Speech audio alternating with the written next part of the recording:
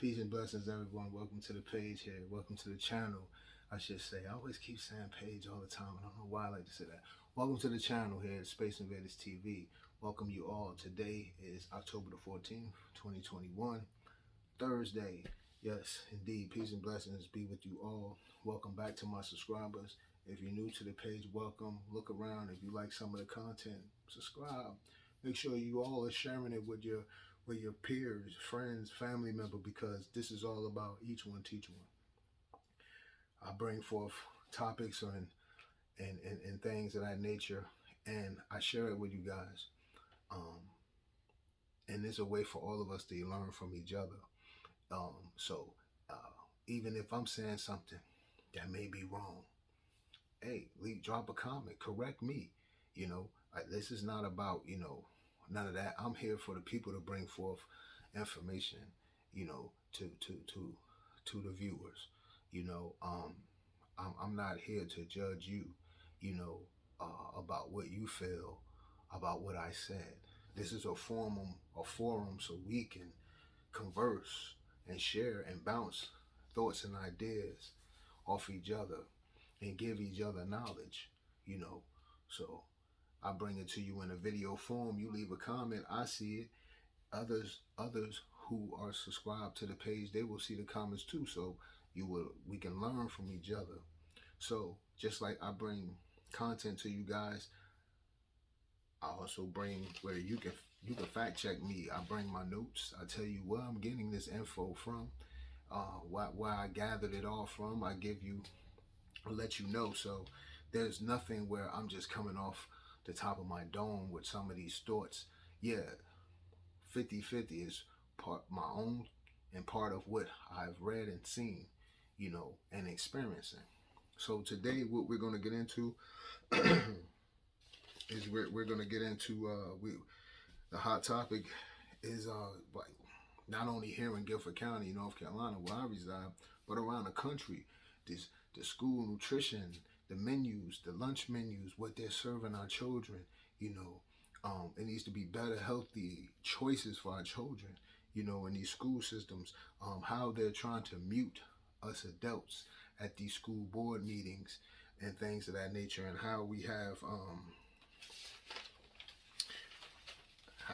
have Attorney General Merrick Garland pretty much co-signing and getting and standing behind this agenda that's trying to be pushed throughout these school districts, that parents are coming with ulterior motives and they're causing drama and they're threatening. No, what they're trying to do is just mute the parents from speaking up.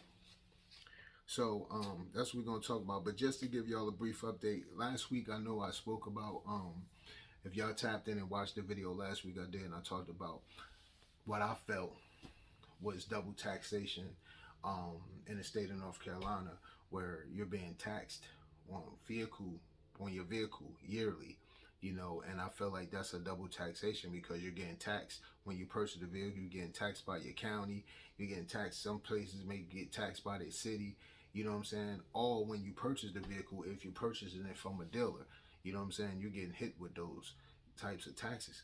But at the same time, everyone's paying 5 to 6 bills on one vehicle, and you're paying 5 bills if you're not financing your vehicle. But if you financing that bill, you paying 6 bills. Just step back and think about it. You can check the video that I just did last week talking about that. But I told you guys how I was reaching out to rep for this district here, District 61 for Guilford County, Pricey Harris and Gladys Robinson.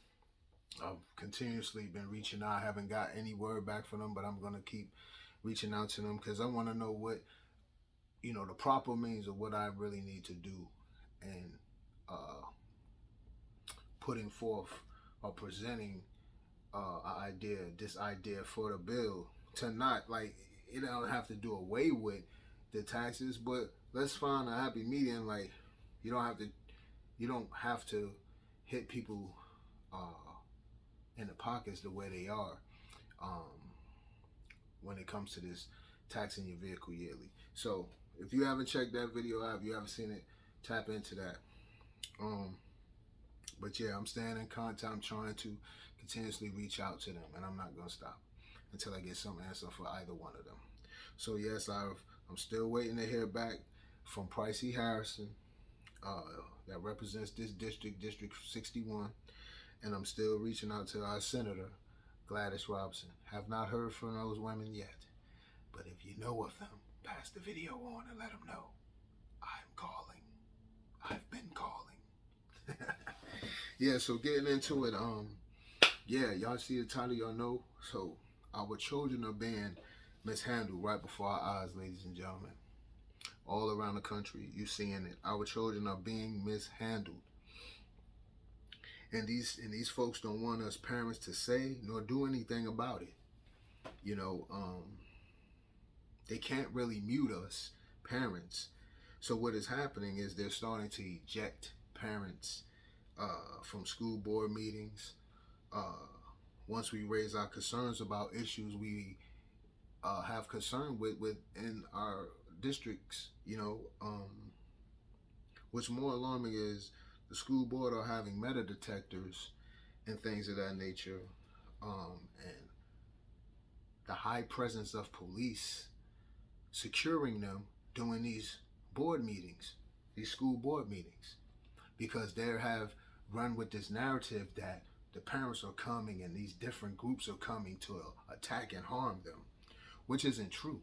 They just don't want the parents to speak out about what they're seeing. They want the parents to turn the cheek. What they don't understand is no more of that today. Today, you cannot. The people are not standing for it today. Our children are sitting vulnerable in these classrooms and these schools. But meanwhile, when they have their board meetings, they're getting more security at their board meetings they're holding once or twice a month in security than our schools are getting the entire year. This is around the country. This is just not happening in North Carolina. This is happening around the country. You have seen the news. You've seen it in the media week after week. Especially since school started back, what's been going on. It's outrageous. And I'm just reading off my notes because I don't want to misstep here, y'all. They're trying to do things like dictate the language of what can or cannot be spoken about. They're crossing a line there. They're violating.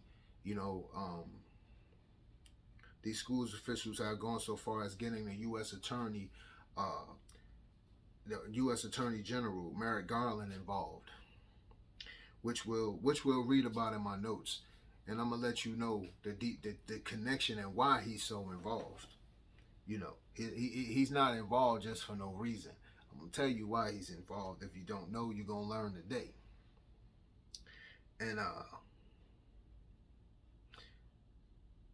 And this attack against the parents that they're forming, by these false accusations of school that like this, the false accusations that the school board members are posing. I believe it'll be overturned. As the weeks go on, it'll be overturned. There are a few questions I have from Mr. Merrick Garland. You have bigger fish to fry. Like, stand on top of that. The issue that happened in January the 6th, when you had people wage an attack on Capitol Hill. You should be focused on that, Mr. Merrick Garland, I'm sorry. And we wonder why. And then not only that, then the other issues that's also going on in the country. You should be focused on that instead of focused on, just attacks. Nobody finds it strange why the U.S. Attorney General is so plugged into this issue here, and they band together to form this whole narrative that parents are coming and different groups are coming to harm, school board members. Now, you violating people's First Amendment right, which is freedom of speech. People can voice their opinion. They're trying to, when you look at the media and you listen to everything, they're really trying to cut you out from what the people want to say. They want to cut you off from what what you want to speak about, addressing the issues. So they want to come with this narrative that, oh, the parents are coming. Now, we can't be blind. There has been, you've seen a couple instances around the country where you might have seen some physical altercations take place at school board meetings, but it's not enough. I haven't seen enough and read enough that it make like, oh, we're gonna go as so far as getting an attorney general involved. I don't see where that, you know what I mean? Why are we doing that? But we're gonna get into it. We're gonna dive into it. So lately, the most recent issue here was in Raleigh. Well, it's coming out of Raleigh, but it happened in Orange County here in North Carolina. So October 11th, a board meeting was had, and I'm going to read something here from the for the North State Journal. All right, I'm going to start off here. Raleigh, at the direction of Orange County Public School Board of Education Chair, parents and members of public were ejected from the October 11th board meeting by Orange County Sheriff deputies. The reason, apparently speaking about concerns and topics that were not on the meeting agenda. Attendees were also subject to metal detectors and told that they could not congregate on the premises of L. Stanback Middle School, where the meeting was being held. Several times during the meeting, Mackenzie was heard to say, "You cannot talk on that topic." Before motioning for deputies to remove the person, loud booing throughout the auditorium followed. Orange County School Policy Manual does not, I'm going to repeat, Orange County Schools Policy Manual does not include language dictating what a speaker can or cannot talk about beyond bearing discussion of personal information, student information, or addressing a specific board member with a grievance. If you don't speak about agenda items, you will be asked to leave, Mackenzie repeated several times. In the background, a male attendee yelled, "You're shutting down parents. You're shutting down parents. You advocate for a communist cause, and that's going to be exposed." Shouts from the audience was fairly steady throughout the public comments portion of the meeting. So I'm gonna stop right there. So you get the gist of what was going on in that meeting right there, and how they're trying to muffle and dictate what's being talked about. When you have these school board meetings, the public is allowed to come in and voice their opinion and grievances that they may have, right? So why that's like city council. When you go to council, you have the public coming in, speaking about the issues in their neighborhood that they want to get, they would like to see fixed or whatever of that nature. So you haven't heard instances like that, and we talking about on a whole nother level when we talk about city board, council meetings and things of that nature. People are coming in droves, or standing in lines to air out their grievances that they have around the city. So we have this in the school system now, where we have these superintendents dictating what is to be spoken about and what you should have an issue with. Like you don't have your own issues that you see within the school district that could be fixed. They don't want you to speak about that. They just want the parents to turn the cheek on all of this. Now we're gonna jump the page here, and we're gonna see why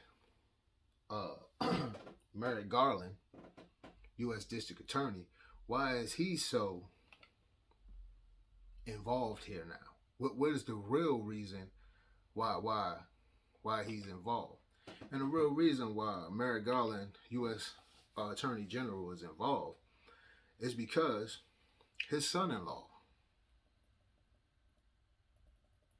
Because his son-in-law, we're gonna get into it. This came out and New York Post, and along with a lot of other outlets that talked about this on October the 13th, October the 12th. This was put out. So, Attorney General Garland's son-in-law's education company supports critical race theory. Yes. All right, so let's get into it. The education company, founded by Attorney General Merrick Garland's son-in-law, is facing fresh scrutiny after it was revealed the company supports critical race theory curricula, which servicing 23,000 schools in the nation, costing taxpayers hundreds of thousands of dollars, while Garland cracks down on opposition to the ideology. Garland has been under fire this past week for his October the 4th memo, in which he tasked the FBI with investigating an alleged recent spike in violence against school staff and amid backlash to the CRT being ejected into school curriculum. Though Garland's memo did not specify what those acts were, amid criticism from parents and politicians over the intentions behind the order, some are questioning whether Garland has a conflict of interest due to his son-in-law's company. Panorama Education, co-founded by Xan Tanner, sells surveys to school districts nationwide with a focus on social and emotional climate. According to a report by Forbes, with contracts more than 50 of the 100 largest school districts in the U.S., Panorama Education claims to be supporting 13 million students in 23,000 schools and 1,500 districts across 50 states. According to Open the Book, a government expediter library, the company has been hired by school districts in California, Delaware, Florida, Georgia, Illinois, Indiana, Iowa, Maine, Massachusetts, Michigan, New Hampshire, New Mexico, North Carolina, Ohio, Oregon, Pennsylvania, Rhode Island, Texas, Utah, Virginia, and Wyoming for surveys or training. The surveys reportedly give justification for new curricula in schools, which parents have recently taken issue with, such as critical race theory, or CRT. One survey distributed by Arlington Public Schools in Virginia reveals students have been asked questions such as, how clearly do you see culture and history reflected in your school? And how often do you feel that you are treated poorly by other students because of your race, ethnicity, gender, family's income, religion, disability, or sexual orientation? Panorama Education contract with APS was settled in 2017 and was for 3 school-wide surveys over a 5-year period, according to Forbes. The contract cost taxpayers $288,000. $288,000 it cost American taxpayers. Since 2017, the company has raised around $76 million from investors, and just last month, Panorama Education struck a $60 million private financing. Let me see here. My screen went out for a minute, folks. Trying to get it back. All right. Let me start back over on that line. Since 2017, the company has raised around $76 million from investors, and just last month, Panorama Education struck a $60 million private financing raised with General Atlantic. Yes. The company has been paid millions of dollars by various states in California, the Dorado County Office of Education paid Panorama Education $1.4 million last year in part to reduce the achievement gap by ensuring that all systems are culturally, linguistically, and equitably responsive to the needs of our students. In an October 8th letter, several Republican lawmakers wrote to Garland expressing concern over reporting about an alleged connection between your family members and controversial curricula that will directly benefit from this memorandum, and the chilling speech. Your daughter, Rebecca Garland, married Alexander Xan Tanner in 2018. Mr. Tanner is a co-founder of Panorama Education, a social learning provider that provides consultancy services that reportedly aid schools in teaching critical race theory under the guise of equity and inclusion to America's children. U.S. Senator Ted Cruz, Republican of Texas, Marsha Blackburn, Republican Tennessee, and Mike Lee, Republican Utah, wrote, on September the 29th, the National School Board Association sent a letter to the Biden administration raising complaints about parents' protests at school board meetings. They added, then, less than a week later, you issued a memorandum which will benefit companies like Panorama, whose contracts may be in jeopardy as parents stand up to school boards and demand that their children not be indoctrinated with critical race theory. The senators pointed out that the Department of Justice conflict of interest policy appearing to accuse Garland of breaking it while implying Tanner may directly benefit from last week's memorandum. Panorama Education has also come under criticism after reports revealed the company recommended teachers read a book featuring an essay written by Bill Ayers, a former designated domestic terror group leader, according to the Washington Examiner.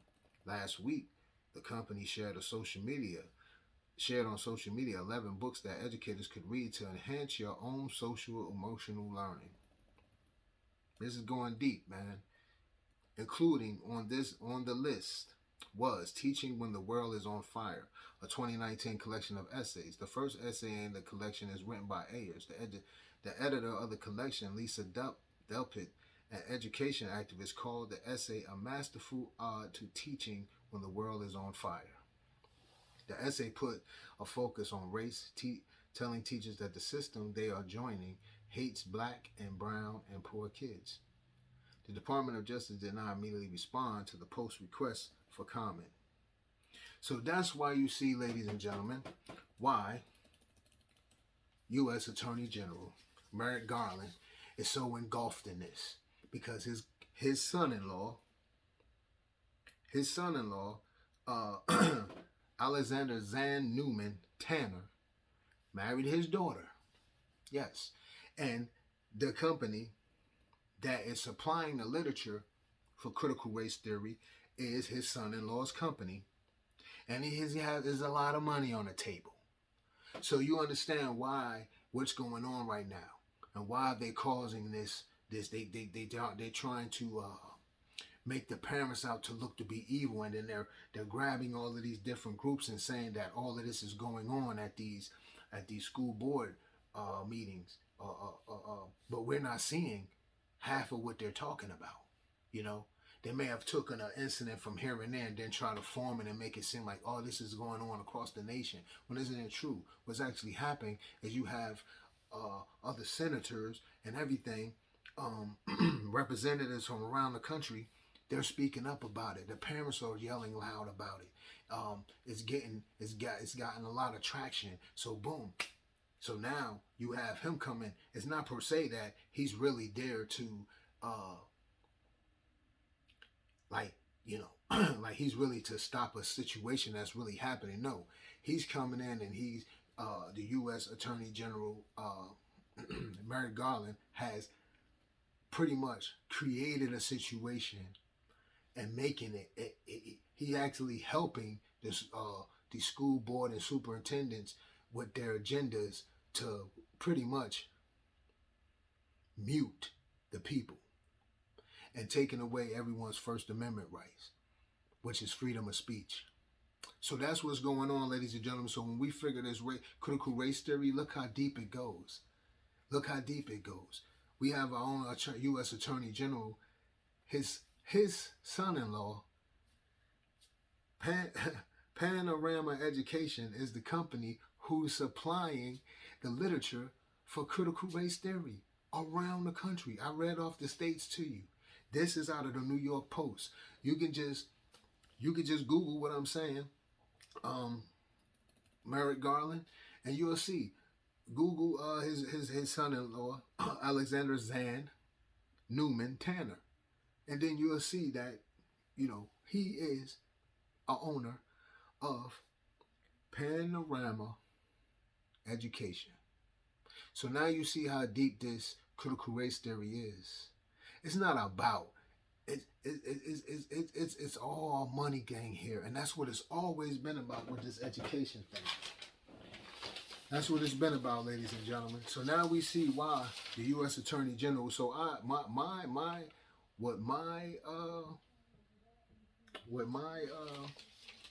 opinion, this will be overturned because there's a conflict of interest. You can't do that. It's gonna have to be trashed. It's gonna have to be trashed, and then we're gonna see what's gonna come next from the school. What's gonna come next from school board members? What kind of tactic will they have then? Because right now they have an ally in the U.S. Attorney General, Merrick Garland, and he's not an ally because he cares about their safety, about school board member safety. He don't care about you guys' safety. Nobody cares about nobody at this point between them. The school board member just want to push their agenda. They don't want to hear from the parents. They don't want to hear the complaints of the parent. Merrick Garland only involved because his son-in-law.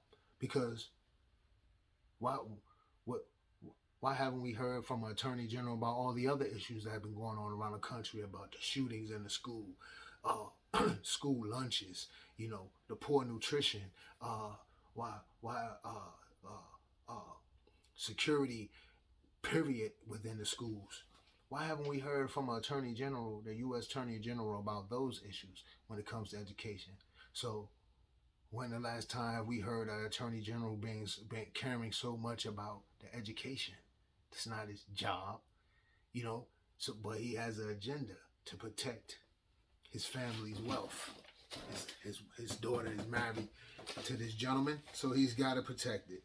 So that's what we have here. So all of this, and I'm not saying that we don't have these other extremist groups out here and things of that nature, but everybody's pretty much, if they step back, when you think about the Black Lives Matter, and they said the Proud Boys was there in Orange County, North Carolina, with protesting. If you pay attention, all of those groups, you guys were on the same page. You were actually fighting for the same thing, for your rights. Okay? Just know that. Remember that. Y'all were all on the same accord that day. And when you're speaking on this issue, when you're talking about the children, they are trying to take away, you're tampering with the First Amendment when people's speech is here, But then now we know deeply how serious it is, as I just read to you. So as we move on here, I want to speak about, a couple of weeks ago, you guys know I spoke about the nutrition in the school. I spoke about the money, just alone, the monies that these states have gotten for education, and what a lot of them could do with that money that they got. Now, I'm not saying all states and cities are included in this, because a lot of school systems take pride in when it comes to feeding their children too, and they feed their children very well. But then you have those that are not feeding their children so well. So, as of lately, I've spoke about this a week or two ago when I talked about what Guilford County alone here could do about with some of the funding that they've been getting from the government, from the state, period. And, well, still the government, because the state got the money from the government, and it's still, you know what I'm saying. So, and I spoke about what they can do with some of that money. Another thing they can do was enhancing and upgrading those nutrition, the nutrition throughout the school, the menus, the lunch and the breakfast selection for these children. Um, it needs to be better. And then when I spoke about that, like a lot of things I've been speaking about when it comes to the school system, what has happened? A, a parent shows a picture of what her child sent her, what his bologna sandwich looked like. Spoiled bologna. Yeah. So that was nothing but a door opener because I already talked about it. I spoke about I spoke about that, and if you just go back to my second 2 weeks ago, I did, not last week's video I put out, the week before that, and I talked about the budget. I talked about the money that these schools has been getting and what these school districts been getting, and some of the things that they could do along with upgrading just the education all around and the security and things of that nature in these schools. I talked about the nutrition, especially in North Carolina alone. I spoke about it's too many farms here. These kids can eat great. Let's go back to Macon because I bet these board members are eating good. When they go on their breaks, when they're eating breakfast in the morning, when they're getting their lunch breaks, they're eating good. Why these children can't eat good? These children are in school for 8 hours. Why they can't? Why they not eating good? You're eating good. You're getting good selection. You're able to order out from good places.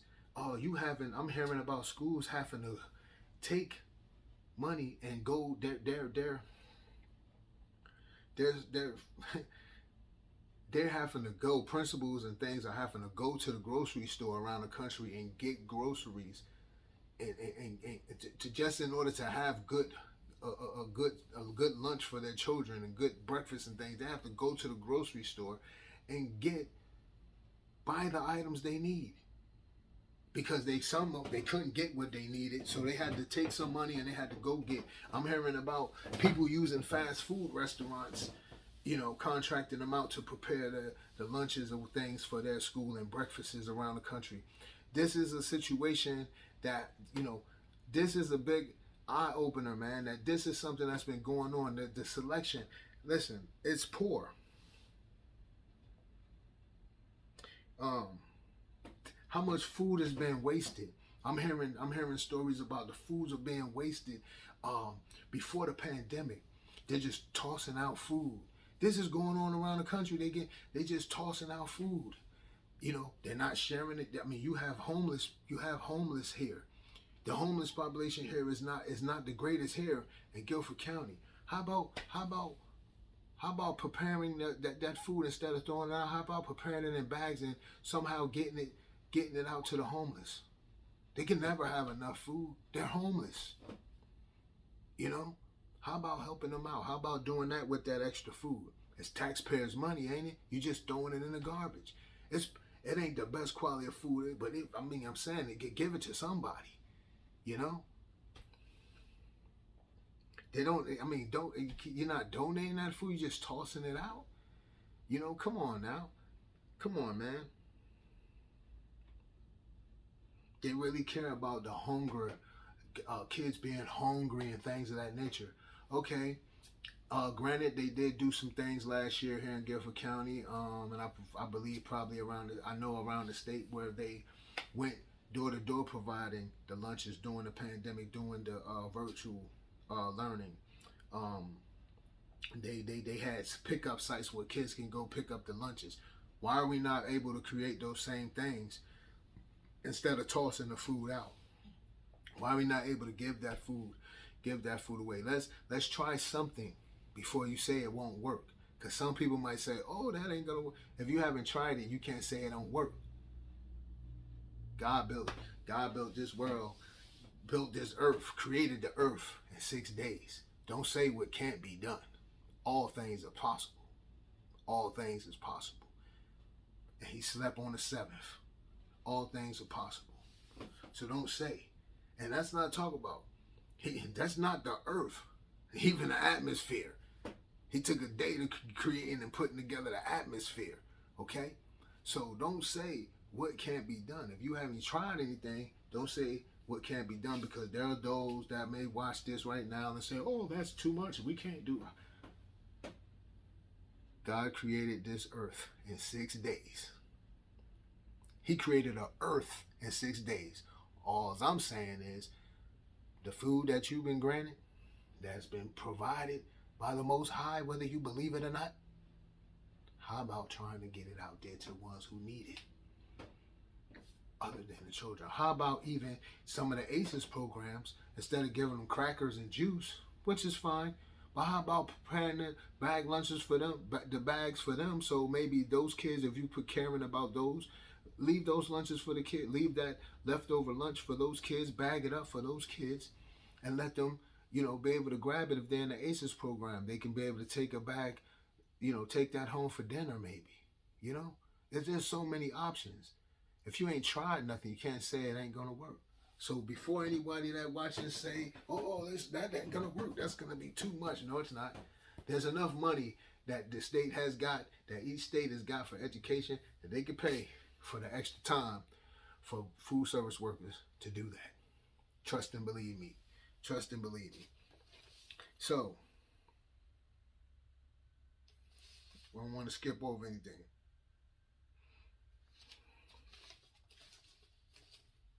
And, and so we had parents talking about, we had pictures and things. You had pictures, even the news, local news here, talked about the sandwiches and showed the spoil you.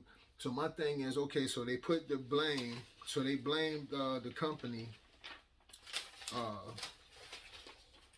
What's the name of that company? Let's go here. I gotta get my thing together, y'all. I don't like to present anything to y'all without I try not to skip over anything, because I create notes to present to you guys. So I try not to skip over anything. So, okay, so the company that supposedly that supplied those sandwiches, the spoil you meat, spoil you bologna, that Guilford County has been doing business with that company for 14 years. Okay, and I just want to read something here. All right, and this is from Fox 8 News. This had came out on the 12th, October the 12th, 2021. Greensboro, North Carolina. Guilford County Schools has pulled the vendors' prepackaged sandwiches from all school cafeterias after receiving 2 complaints Friday from parents at Northern Guilford High School regarding spoiled meat. According to the news released from school district, the sandwiches are not a regular item on a GCS school cafeteria menu. The items were shipped as substitutes when the company was unable to fulfill the district's order. The school system said in a release, the district will no longer accept the sandwiches as a substitute item and has filed a formal complaint with the company. Tasty Brands has provided meal products for GCS students for over 14 years. This is the first time the district has experienced problems with the company's products. The school system said school personnel were not at fault. Well, I never blame for the choice, the selection. I never blame the food service workers. Is that, like I've said before previously, they don't hold the key to the money. They don't hold the key to the safety to get better selection, of food. So going on with this story, the sandwiches were served in keeping with the Tasty Brands directions as well as state health protocol and temperature requirements, the release said. Other items served in a grab-and-go meat district quality standard. Our hardworking school cafeteria staff takes great pride in serving our students, so to receive a poor quality product from a trusted supplier is really disappointing and frustrating, said Nicole Porty, Senior Executive Director of Operations. However, we're thankful that 2 parents alerted us to the concern so we could move quickly to take care of the problem and prevent it from happening again. A message about the incident and the district's action was sent to parents. All right, so my question, so here's my thing here. Now, me, if you've been following me, then you know. Now, I went to Tasty Brands' website, and I was expecting to see, and you can actually go to their website. They actually have a Facebook page, Tasty Brands, K-12.com, and that's their Facebook, Tasty Brands, K-12. Or I think you could just type in Tasty Brands. Now, surveying their website, I didn't see anything with them apologizing at any issue like that. I'm wondering if they had other school districts that they deal with around the country, because they deal with school districts in the Northeast, in the Midwest, and on the West Coast. So obviously, it seems that it was just this district here. But I still didn't see any formal apology of anything on their website, anything like that. You know, some companies may do that. It's funny that we haven't even received, like, they haven't even got an apology. If you've been doing business with a company for 14 years, I'm just saying, and they made a mistake, I would think we would, you know, get some type of formal apology. You know what I'm saying? Some real letter from them, because that's concerning. That's health concerns right there. A kid could eat that and really could have been in the hospital or something after eating that. The other thing is, my other situation is, how long did Guilford County? How long did you have those sandwiches? You can't, you know, you can't keep sandwich meat for too long, right? So my question is, how long did you have the sandwiches? Because you said you kept them at a certain temperature and refrigerator and everything. So how long did you have those sandwiches? Okay, that's the next question. How long did you have those sandwiches? Because like I said, once again, you can't keep sandwich meat for too long. I think, to be honest with you, man, after a week, man, if you got any sandwich meat from delis or anything of that nature, man, maybe a week, 2 weeks, you're pushing it. If you haven't eaten that, because you got to understand here, it's sitting in plastic, it's inside your refrigerator.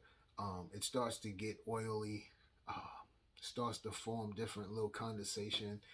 So you can't keep that stuff for so long, okay? Um, and I looked on Tasty Brand's website and I seen their selection, and I'm like, wow, they have some pretty good selection. They have lasagna and different things, like that. I seen their selection. So my next question was, then why are the menu choices I see with Guilford County here look like this? Okay, this is a lunch menu here, ladies and gentlemen.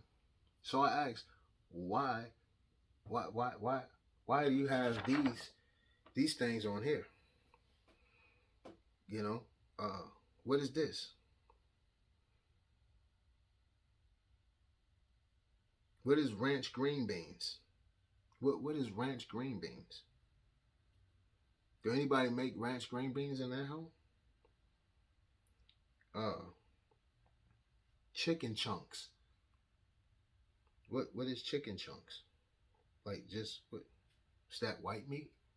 Dark meat? What is that? It's mince meat? What is that? Uh,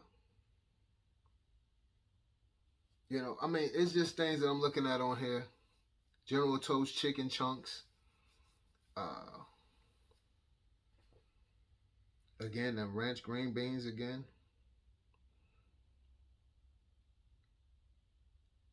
Square pizza and triangle pizza. Now everybody know from school that school pizza sucked, you know. But when you're hungry, you eat what you be hungry, you eat. But that school pizza sucked, you know. Um. So I'm asking, and you say chicken biscuit. So is that real, like chicken breast? What is that? So we have to step up these menu items here. And another thing that alarmed me. So when you said Guilford County clearly states on here that they have they don't use pork. Okay, there's no pork. Could y'all see that? They don't use pork. Okay, it may be some very few items may have pork gelatin, but they don't use pork items. So my thing is, was that pork bologna or what? Because let's be clear here. I Hey, listen. I heard of the turkey bologna, man, or something of that nature. Beef bologna. That's some new stuff, man, to me, because I ain't never, you know, I don't know too many people that just say, "Yo, I just went and got some turkey bologna," or I got some beef bologna. I don't know. But that looked like, to me, that looked like pork bologna to me. But the pictures I've seen, and we all know what bologna look like. Okay, I per se don't eat pork. We don't eat pork around here, but we all know what it look like. So That looked like pork bologna to me. So what was that? All right. And I'm gonna tell you a story. When the picture I seen of that pork bologna, I've been to a restaurant and I've seen, I was served by accident. I was served pork bologna, right? I'm not gonna put the restaurant out there because it was some years ago, and it was spoiled. It was turning green, grayish, and I was like, "Wait, first of all, what is this? This is not what I ordered, but what is that?" I'm like, "That is that bologna?" So all I'm saying is how we didn't smell it. We didn't. How long was it sitting there? How long did you guys have that bologna? That's all I'm saying. You know, what was the date on them packages? That's all I'm saying. And Tasty Brands, I looked at some of the item choices, their choices that they have that you can pick. You know, I guess the school districts, you pick what you want, and they had some pretty decent things on there. And I'm saying to myself, and I'm looking at the pictures of some of the selections they have, and I'm saying to myself, yeah, and from what I gathered and reading on Tasty Brands, they have a whole like their whole setup. They have like a kitchen, so I guess when they come out with new items for the school, I guess they cook them and test them out themselves. So what I was looking at, I'm saying, wow, they have a pretty good selection, but why are they getting this crap that I'm seeing, stuff that's hurting kids' stomachs? You know what I'm saying? Why are we not using more of these local farms here, especially in this state, taking advantage of the land here and getting things from local farmers here? Why are we not doing that? You know, why are you not doing that? At least you can kind of keep the revenue within the state here with some of it. You know, why are we not doing that? More healthy choices. We have options here. You know, most states don't have, you know, the farmland like this state has. You know what I mean? Most states don't have like this state has. When it comes to that, you can supply these school districts. I think some of these farmers would be very happy with that. At least try. Some of them, you know what I mean? At least try. You know, like I said, God built this earth in 6 days. Don't tell me what's not possible. If you ain't tried it, you can't say it's impossible. At least try it first. And let's come back to the table. So, I just wanted to present that to y'all today, ladies and gentlemen. You know,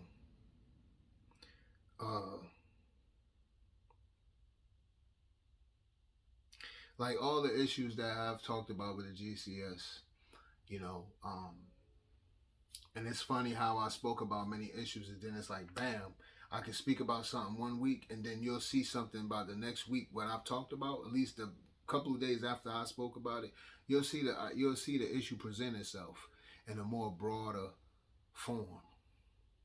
So when I talked about the nutrition and what they should do and what they could do with their menu and things of that nature, guess what happened? You had 2 students that got bad bologna sandwiches. So now that opened the eye to the parents of, oh, this is serious. Like, we can no longer make jokes. You know how everybody made jokes. You know, you might sit around like, oh, God, remember that mystery meat the school used to give us for lunch? That's not funny anymore. Kids are actually, like, getting, like their stomachs are hurting. You got kids that, you know, most kids are like anything, man. Some kids, you know?